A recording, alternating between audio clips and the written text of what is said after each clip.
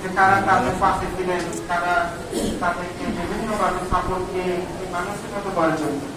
আমরা সেই অবস্থানটাকে আমাদের গুরুত্ব দেওয়া, একটা শিক্ষা ব্যবস্থা আমাদের প্রতিষ্ঠান কিন্তু আগে মেনে আমরা আপনার যে আরো যে শিক্ষা প্রতিষ্ঠান আমরা হাত দিয়েছি, সেই শিক্ষার মাধ্যমে আমাদের বাস্তব যে স্মার্ট বাংলাদেশ যুগোপযোগী যে শিক্ষা এবং সাধারণ শিক্ষার পাশাপাশি আমাদের যে কারিগরি টেকনিকের এবং ভালো একটা মানসম্পন্ন শিক্ষা আমরা নিয়ে আসতে পারি, সেই লক্ষ্যে কিন্তু আমরা আমাদের এই অবস্থানটাকে এখানে চেষ্টা করছি যে কিভাবে বিশ্বাস করা।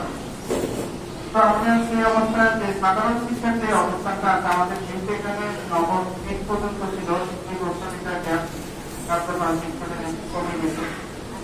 আমরা চাইবো যে আগামী বছর আমাদের প্রতিষ্ঠা থেকে সরাসরি যে মেট্রিক পরীক্ষা নবম শ্রেণী পর্যন্ত এই মেট্রিক পরীক্ষাটা আমরা এখান থেকে কিভাবে দিতে পারি এটা আমরা যোগাযোগ করতেছি। দুটি প্রতিষ্ঠান যেহেতু আমাদের যে অবস্থান আমরা আগামী যে সপ্তাহে শুরু রাখবো এখন যেহেতু সাইডে আমি এতে বোর্ড পরীক্ষাটা করছে না, আমরা সরাসরি একটা বোর্ড পরীক্ষা অংশগ্রহণ করাতে পারি। আমাদের ছাত্রছাত্রীদের যে মেধা এবং শিক্ষার গুণগত মান যাচাইয়ের জন্য আমাদের এই ধরনের একটা পরীক্ষা আনতে হবে, যেটা হাজারো লোকের ভিতর থেকে যেন সে পাস হইতে পারে, ভালো একটা অবদানে রাখতে পারে।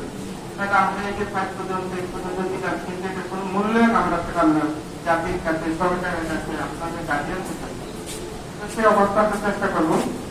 তো সেই ব্যাপারে আমরা আমাদের ছাত্রছাত্রীরা শুরু করবো। এখন যেহেতু ফাইভ পর্যন্ত আমাদের এখানে আছে, ফাইভের যে শিক্ষার যে ব্যবস্থাটা আমরা আমাদেরকে বলতেছি যারা টিচার তারা আমাদের টাইমিং এর যে ব্যাপারটা তাদের সাথে খোলামেলা আলোচনা করার মানে কি যে উভয়ের টিচার এখানে কাউকে মনে কষ্ট দিয়ে না।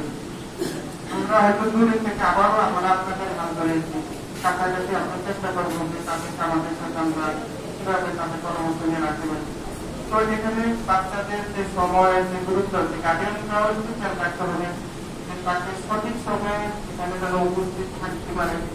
একটা ক্লাস শুরু হয়ে গেছে, এক জায়গায় একটা পড়াশোনা করে সেখানে হয়তো